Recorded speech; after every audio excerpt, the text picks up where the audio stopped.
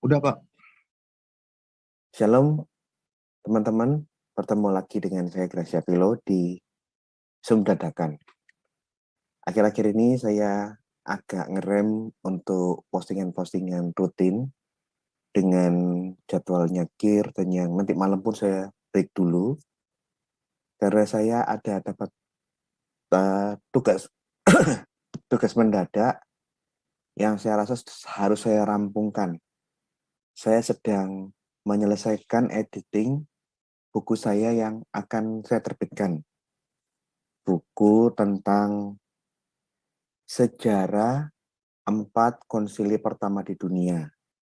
Saya tulis sejarahnya konsili Nikea, latar belakang pada waktu konsili Nikea seperti apa, pasca konsili Nikea seperti apa, kemudian latar belakang dan yang sedang dibahas di dalam konsili Konstantinopel itu apa, konsili Efesus itu apa yang dibahas, kanon-kanonnya seperti apa, termasuk masalah konsili Kalsedon. Ini sedang saya garap karena saya lagi fokus ke sini. Jadi menyita waktu untuk saya menyiapkan materi untuk belajar yang lain. Pindah haluan itu sulit. Jadi saya minta maaf, saya belum bisa memberikan kajian pengajaran rutin. Tapi kalau hal-hal yang bersifat situasional mendadak-mendadak ini gampang karena mengerjakan dalam waktu yang singkat sudah selesai. Tapi kalau mengajar tidak bisa seperti itu. Nah, siang hari ini saya tergelitik dengan apa yang kapan hari saya lakukan. Saya mencermati pada waktu saya mempertanyakan tentang klaim kemu'alafannya Nandar, dia mantan evangelis, pekerja gereja, yang kemudian hijrah menjadi Islam. Yang saya selidiki itu tidak seperti itu. Terus saya teringat sesuatu, ini informasi lama, bukan sesuatu yang baru, mengenai wawancaranya Menahem Ali dengan Jawa Pos di tahun 2007. Begitu saya merenung, oh ya saya ingat ada wawancaranya Menahem Ali dengan Jawa Pos. Ini yang membuatkan postingan ini karena cara-cara menipu, berbohong, ngaku-ngaku mu'alaf, ngaku-ngaku mantan pendeta, mantan petinggi gereja, mantan pastor ini nampaknya seperti apa ya? Seperti kayak tren kebohongan semacam ini.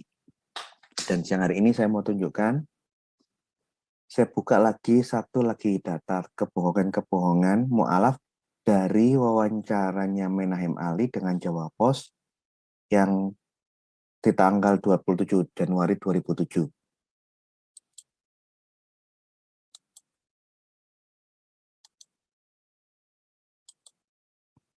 Ya, nih wawancara eksklusif Muhammad Ali dengan wartawan Jawa Pos. Ini bukti penipuan kelompok mu'alaf yang kesekian yang saya ungkapkan. Ingat ya, apa yang saya sampaikan semua ini berdasarkan bukti dan data. Bukan atas suka, tidak suka, bukan fitnah dan kebohongan. Seperti yang saya sudah sampaikan beberapa kali yang lalu, Menahem Ali itu bukan nama pribadi, itu nama email. Jadi dia menggunakan nama panggilan yang agak ke Yahudi-Yahudian, yang agak ke Kristen-Kristenan, yang cara-cara seperti ini, Yonatan Nandar, Menahem Ali, itu trik umum untuk menjual. Saya mantan mu'alaf. Orang yang saya lihat penipu-penipu yang ada di medsos itu, ngakunya mantan pendeta, mantan pastor, mantan evangelis, dengan memberikan nama baru, nama-nama kekristenan. Ini trik umum. Bahkan khusus untuk Menahem Ali, diopinikan di media massa di mana-mana, dia adalah Dewan Pakar Kristen Ortodoks Syria. Mi tolong suaranya, Mi. Dewan Pakar Kristen Ortodoks Syria. Ini menarik sekali, ini lucu. Diinformasikan di media massa bahwa dia bisa 10 bahasa lebih. Jadi ada semacam kayak propaganda bombastis. Sehingga Menahem Ali diundang, dipanggil oleh di mana-mana, dijadikan juru dakwah. Ini loh, ada mantan pendeta, mantan Kristen pinter 10 bahasa lebih, sekarang jadi mendapat hidayah.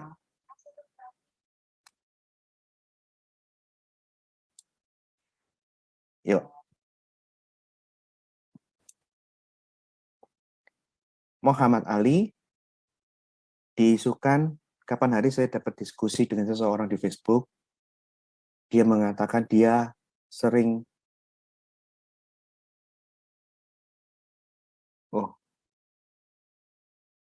ini dapat, aku sini kenapa Gus? Ada catatan, please move this window away from the spirit application. Apa ini maksudnya? Dia diisukan Muhammad Ali pernah bergereja bersama dengan Bambang Nursena di gereja Ortodoks Syria. Ini juga menarik. Ini suatu informasi yang tidak benar, karena Kristen Ortodoks Syria itu bukan gereja. Di tahun 90-2000 itu bukan gereja, itu hanya kelompok studi. Dan tidak pernah ada di dalam kepengurusan nama Dewan Pakar ISCS itu tidak pernah ada. Karena memang tidak ada, Dewan Pakarnya tidak ada. Gereja Ortodoks Syria itu baru masuk beberapa tahun yang lalu. Salah satunya ya Dahab, itulah anggotanya. Jadi kalau diisukan bahwa Menahem Ali dulu bergereja bersama dengan Bambang Nursena di gereja Ortodoks Syria, saya ketahuan gerejanya baru ada 1-2 tahun yang lalu kok. Itu informasi yang kurang sesuai dengan kenyataan.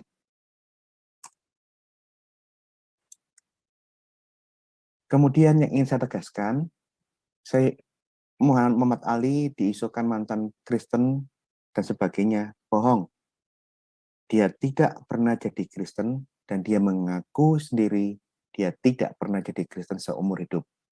Artinya dari kecil Islam, memang dia orang Madura Islam, sampai saat ini pun dia Islam dan tidak pernah jadi Kristen. Nama aslinya Muhammad Ali, bukan Menahem Ali. Menahem Ali itu nama email, orang Madura Islam dari lahir. Nih, memang diakui dia pernah bergabung ke ISCS. Tapi karena memang ISCS itu organisasi yang terbuka, bukan hanya Islam, Hindu, Buddha, kelompoknya Ahmadiyah, siapapun bisa bergabung.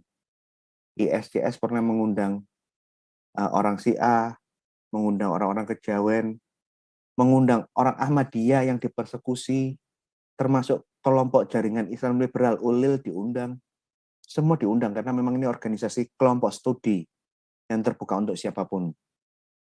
Dan selama Ali bergabung di ISCS, dia tidak pernah berjemaat, pergi ke gereja kemana tidak pernah tahu, tidak ada yang tahu. Bahkan yang kita ketahui bersama, tahun 2006 dia menjadi sekretaris IJABI, Ikatan Jamaah Ahlul Bait, organisasi Syiah untuk Jawa Timur. Dan siang hari ini saya akan tunjukkan wawancaranya Menahem Ali dengan Jawa Pos tahun 2007, Jawa Pos 27 Januari 2007.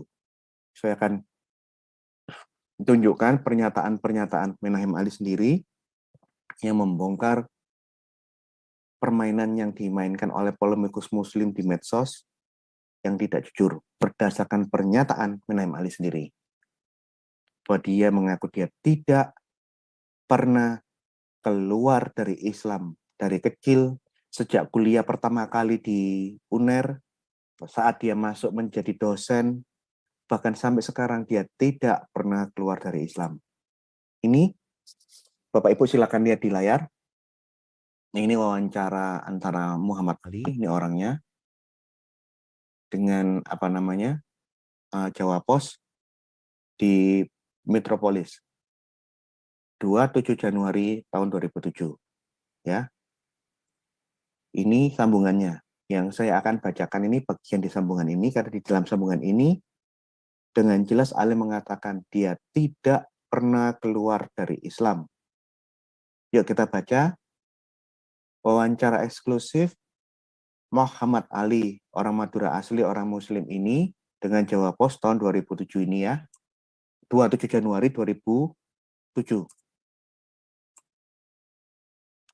Saya akan baca dari yang paling kiri atas sampai yang kanan bawah.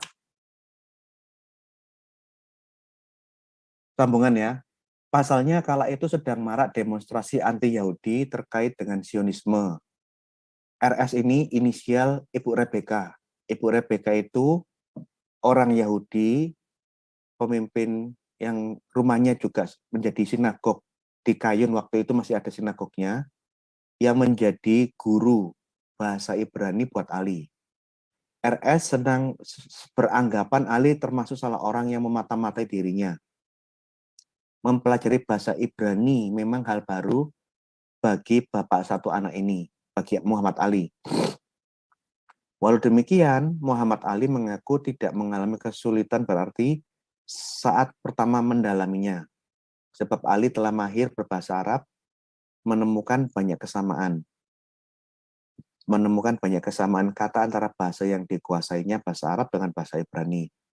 Jadi di saat dia pertama kali belajar dengan Ibu Rebecca untuk belajar bahasa Ibrani secara informal, dia sudah bisa berbahasa Arab. Ya, ini catat, ini penting.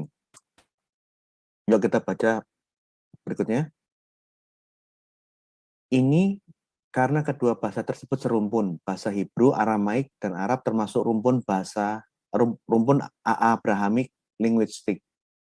Makanya banyak ditemukan kata yang hampir serupa. Pria 33 tahun tersebut mencontohkan kata regal. Regal dalam bahasa Ibrani bermakna kaki, ternyata serupa dengan rijil dalam bahasa Arab, yang juga bermakna kaki. Contoh lainnya adalah haki.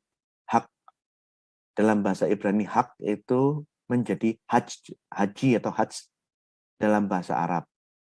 Di sini Ali menyimpulkan dari sisi linguistik huruf G dalam bahasa Ibrani berubah penyebutannya menjadi J dalam bahasa Arab. Coba kita teruskan. Meski mahir berbahasa Arab, ternyata tak membuat Ali dapat mempelajari bahasa Ibrani dalam waktu singkat. Dosen sastra Indonesia UNER itu baru mampu bercas-cus dengan lancar dalam bahasa Ibrani setelah 4 tahun menimba ilmu pada RS. Jadi dia belajar secara informal dengan Ibu Rebecca, orang Yahudi yang tinggal di Surabaya sudah almarhum. Setelah 4 tahun baru dia bisa. Waktu sekian lama itu setara dengan pendidikan formal, kita lanjutkan, yang ditempuh di bangku kuliah. Dia belajar 4 tahun. Saya belajar mulai dasar sekali, mulai pengenalan huruf kata dan kalimat. Tidak langsung percakapan, kata bapaknya Da Vinci Haidar Pasha, ini anaknya, yang berusia 7 bulan waktu itu. Ditambah lagi jadwal belajarnya hanya 1 kali seminggu, yaitu setiap hari Sabat, hari Jumat malam, dan sesekali bergeser ke Sabtu siang. Mengapa tiap Sabat? Karena hanya pada hari itu lowongnya, terang Ali. Selama kursus berlangsung, Ali dan Ibu Rebecca itu berkomunikasi dalam 3 bahasa sekaligus, Inggris, Indonesia, dan sesekali diselingi bahasa Arab. Ibu Rebecca belum fasih benar berbahasa Indonesia. Tambah suami Dewi Utami tersebut, nama istrinya Muhammad Ali itu Dewi Utami. Namun hal itu bukan kendala. Justru menjadi ajang saling belajar bagi mereka berdua. Misalnya saat Rebecca tak menemukan padanan kata yang tepat dalam bahasa Indonesia, saya lantas menyebutkan bahasa Arabnya atau bahasa Inggrisnya, ujar Ali. Waktu yang lama, mengubah hubungan Ali dan Ibu Rebecca dari guru dan murid menjadi kekeluargaan. Ibu Ribka atau Rebecca yang hanya dikaruniai seorang putri menganggap Ali seperti anak laki-lakinya sendiri. Karena itu usai kursus, tak jarang wanita yang dibesarkan di Israel itu mengajak Ali bersantap malam bersama keluarga atau mengundangnya saat mereka mengejar hajatan. Oh ya, bagaimana Ali bisa ketemu dengan Ibu Rebecca itu pun juga atas pertolongan kawan-kawannya dia pada waktu dia bergabung dengan ISCS. Jadi karena dia bergabung dengan komunitasnya Pak Bambang yang lintas agama, melalui kawan-kawan dari ISCS lah Ali diperkenalkan sampai akhirnya bisa ketemu dengan Ibu Rebecca. Yuk kita lanjutkan.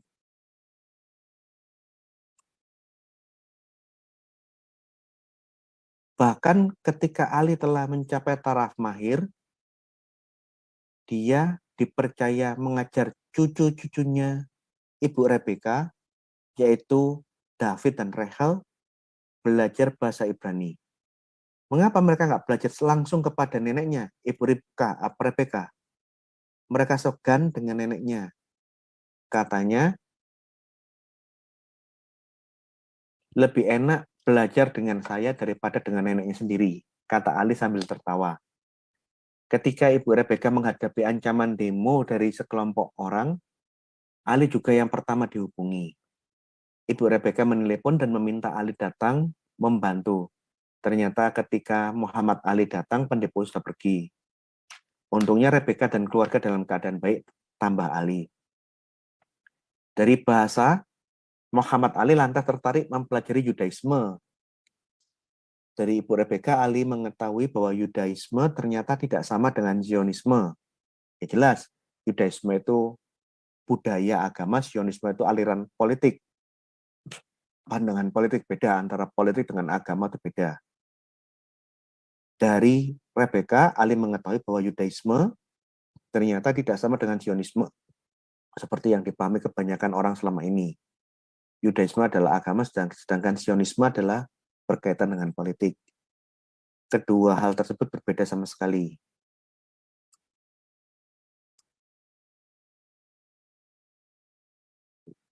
Lagi pula, lanjut Ali, tak semua orang Yahudi pro-Zionisme.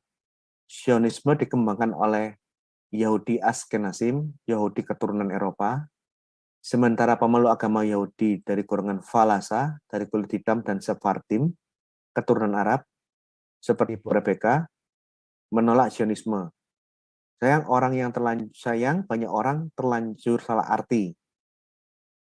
Belajar bahasa Ibrani juga mengandung resiko, mulai dicap sebagai antek-Israel, hingga dianggap sudah menjadi Yahudi. Meski demikian, sejak awal Ali tidak berniat menyembunyikan kegiatan tersebut. Malah, beberapa rekan sekampusnya mengetahui dirinya sering mengunjungi kediaman Ibu Rebecca untuk belajar Ibrani. Sayangnya, beberapa teman Ali menganggap dirinya telah mengubah keyakinan. Sayangnya, Ali dikira sudah keluar dari Islam. Yuk, kita lanjutkan.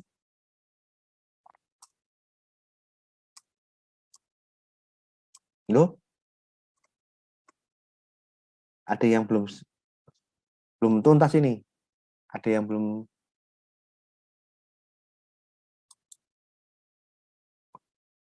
Ini ada yang belum selesai nih.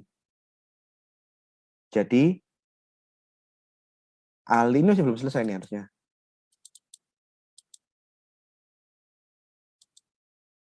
Ali belum dianggap merubah keyakinan, dan Ali membantah. Ali mengalami perlakuan tidak mengenakan. Selain mendapat label Ali Yahudi, dirinya mendapat perlakuan diskriminasi dari teman-teman sekampus. Saya tidak mendapat undangan pengajian lagi. Mungkin mereka mempertanyakan agama yang saya anut, atau menganggap saya sudah menjadi anti-Yahudi atau sudah pindah agama. Ali bodoh amat. Orang dia mengatakan, saya tidak pernah pindah agama kok. Ini. Sayangnya beberapa teman Ali menganggap dirinya telah berubah keyakinan. Yang menganggap Ali keluar dari Islam itu temannya. Ali mengatakan diri aku tidak pernah keluar dari Islam. Bahkan tidak diundang pengajian pun ya persetan lah. Mungkin mereka mempertanyakan agama yang saya anut atau menganggap saya sebagai antek Yahudi. Ali tidak ambil pusing dengan semua itu. Dia mencoba memahami sikap rekan-rekannya. Jika mereka bertanya, saya jawab sebisanya. Tidak ada yang saya tutup-tutupi. Ini pernyataannya dia bahwa dia tidak pernah keluar dari Islam. Ya. Di dalam penjelasan lebih lanjut, di dalam wawancara itu dia jelaskan, dia belajar 4 tahun secara informal dengan almarhum Ibu Rebecca, dan dia bisa masuk ke linknya orang Yahudi di Surabaya itu dibantu teman-teman dari ISJS yang lintas agama. Setelah belajar informal, dia belajar secara formal di STT Baptis. Dan selama ini, bahkan sampai diwawancarai, dia tidak pernah keluar dari Islam. Ini pengakuan Ali sendiri. Ini wawancara Jawa Pos tahun 2007. Jadi dia dari kecil lahir Islam, belajar bahasa Ibrani sebelum dari Ibu Rebecca, ya belajar secara informal di ISJS. Melalui jaringan ISJS dia bisa mendekati dan akhirnya diajar sama Ibu Rebecca. Setelah 4 tahun belajar sama Ibu Rebecca seperti keluarga, baru dia belajar di STT Baptis. Dan dia mengaku di wawancaranya, kalau nggak salah itu ada, dia agak kesulitan tapi lama-lama bisa memahami karena belajar di STT Baptis itu lebih jelimet. Oh, belum. Jadi untuk masalah pendalamannya itu di STT Baptis, pendidikan resmi dalam bahasa Ibrani. Nih, saya agak crop dulu ya, sebentar ya. Ini.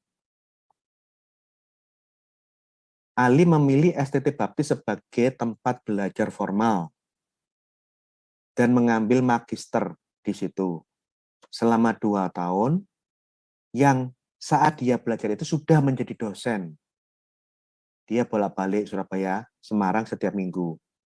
Sekolah saya itu tidak mengganggu kegiatan mahasiswa, sebab dia hanya sekolah, mengambil kuliahnya sekolah hari Sabtu. Memang dibanding kursus informal bersama Ibu Rebecca, bahasa Ibrani yang diajarkan pada perkuliahan magister lebih berat. Jadi bobotnya bisa dia belajar secara formal di STT Baptis, itu lebih berat karena bukan lagi mempelajari percakapan sehari-hari, tetapi menjurus ke bahasa teks kitab suci. Sebenarnya nggak terlalu sulit, hanya masalah gramatikal. Soalnya pada waktu belajar dengan Ibu Rebecca tidak diajari gramatikalnya. Ini pengakuannya Ali. Ini pengakuannya ya. Nah, wawancara Ali itu yang tadi saya tampilkan di atas itu 27 Januari 2007. 1 tahun sebelum ini, Ali menjadi pengurus Syiah Jawa Timur. Jadi memang apa yang diucapkan itu semua jujur. Apa yang diucapkan dari wawancara di dalam Jawa pasti benar-benar pernyataan jujur. Dia tidak pernah keluar dari Islam. Masuk bergabung di SCS tetap Islam. Mungkin pernah dikira orang jadi Kristen atau agama lain, terserah. Itu kan anggapan orang. Tapi dia mengatakan saya tidak pernah keluar dari Islam. Sekalipun orang yang salah paham tidak mau mengundang pengajian, ya urusannya dialah. Yang penting dia tidak pernah keluar dari Islam. Nah, 1 tahun sebelum terjadi wawancara dengan Jawa Pos, Ali itu diangkat, dipercaya, didaulat menjadi sekretaris Islam dari golongan Syiah, Ijabi. Jadi memang benar dia tidak pernah jadi Kristen. Ini selebaran diedarkan di mana-mana, sudah banyak saya punya ini. Profil Ikatan Jamaah Ahlul Bait. Ini organisasi Syiah di mana Ali menjadi pengurusnya, pengurus elit lagi. Sekretarisnya Muhammad Ali Emin. Nih, Anda lihat. Silakan cross check ke Pak Jalaluddin Rahmat itu sebagai ketua. Ali sekretaris Ijabi Jawa Timur tahun 2006. Ini Muhammad Ali. Jadi memang dia memang benar pengakuannya, dia tidak pernah keluar dari Islam. Jadi kalau ada yang mengatakan Ali itu mantan pendeta, mu'alaf, saya cuma ketawa toh. Dan saya sudah 3 kali berdebat terbuka dengan Ali. Karena Ali belajarnya pun dari kelompok kita, kelompoknya Pak Bambang. Apapun pola pikir Ali itu saya sangat-sangat paham dan saya sangat-sangat hafal. Sebagai orang yang seperti itu, yang Anda kenal seperti selama ini, dalam 3 kali debat terbuka dengan saya pun, sekalipun Ali tidak pernah menang debat lawan saya. Debat pertama saya vs Muhammad Ali di Universitas Muhammadiyah Gresik. Waktu itu Gracia Pelo masih semester 1. Debat kedua, Universitas Widyagama Malang. Saya waktu itu berhadapan dengan Ustadz Ali dan Ustadz Subianto Sukoco. Saya masih semester 5, kuliah semester 5. Belum sarjana teologi. Belum sarjana teologi. Debat yang ketiga, saya dengan Menahem Ali dan Ustadz Mas'ud di Universitas Muhammadiyah Surabaya. Saya masih semester 7, belum lulus STH. Dan selama 3 kali debat, Ali tidak pernah menang debat lawan saya. Karena apa? Apa yang dia baca, saya baca. Pola pikir Ali saya tahu. Dia mau menipu, mengecoh. Dengan mudah saya ketahui. Tapi kalau dia berhadapan dengan orang yang lain, yang jarang baca tafsir, baca hadis, jarang baca buku-buku Yahudi, jarang baca buku, kalian menjadi makanan empuk buat Menahem Ali. Tapi begitu dia ketemu dengan saya, dalam 3 kali debat terbuka face to face saya dengan Muhammad Ali tidak pernah menang debat lawan saya. Malah pelan-pelan pamornya turun. Tapi yang menarik pada waktu saya menunjukkan data-data, menunjukkan fakta, pendukungnya Muhammad Ali, kelompok polemikus Muslim, mengatakan, wah Pak Gracia Pelo menyerang pribadi loh. Menyerang pribadi apanya, memang ini kenyataannya seperti itu kok. Itu menyerang pribadi Pak, itu etponium. Ponium matamu, ponium. Saya menunjukkan suatu fakta, itu bukan ponium. Enggak ada hubungannya dengan etponium ngawur. Saya menunjukkan fakta yang sebenarnya kok. Termasuk wawancara eksklusif yang saya tampilkan, itu memang kejadian antara Muhammad Ali yang diwawancara Jawa Pos. Ini bukan etponium, memang kenyataannya seperti itu kok. Jadi, nah yang ini yang ingin saya sampaikan, triknya yang lagi menjamur saat ini adalah belajar bahasa Ibrani. Anda kepingin tahu caranya? Tak ajari kalau kepingin jadi mu'alaf dadakan. Anda belajar di YouTube, Learning Hebrew. Anda akan temukan film-film di YouTube bagaimana cara belajar bahasa Ibrani. Mas Ema, siapa namamu? Ya kan? Itu hafalkan aja. Kemudian Anda bikin blog, mengulang apa yang dilihat di YouTube.